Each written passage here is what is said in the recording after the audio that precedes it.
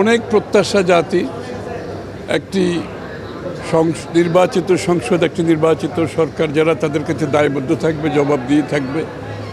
এবং এই জবাবদিহিতার জায়গাটাই কিন্তু সংসদ, এবং এই সংসদের কার্যকারিতার উপর আমাদের আগামী দিনে যে সংসদীয় গণতন্ত্র এবং গণতান্ত্রিক অর্ডার, যেটা আমরা বাংলাদেশে ফিরিয়ে আনার জন্য দীর্ঘ সংগ্রাম করেছি, সেই প্রত্যাশা আমাদেরকে পূরণ করতে হবে, সবাই মিলে পূরণ করতে হবে।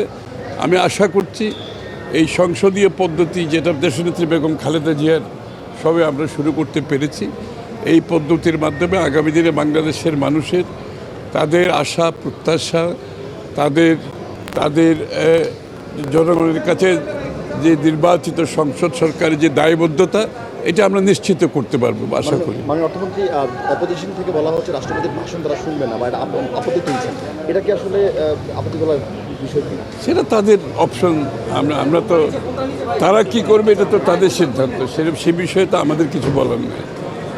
এনসিপি সংসদ সদস্যরা সংসদের বাইরে অবস্থান নিয়েছে, বাকিরা কোথায়?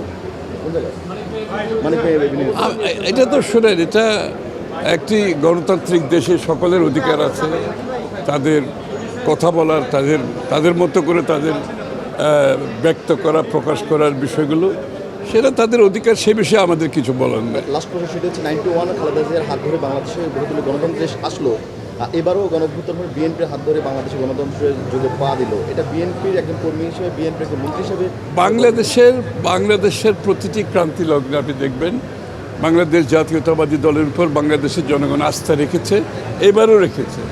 এবং আস্থা রাখার কারণ হচ্ছে বাংলাদেশ জাতীয়তাবাদী দল সেই কঠিন অবস্থা থেকে, ক্রান্তি লগ্ন থেকে উত্তরণের পথ দেখিয়েছে।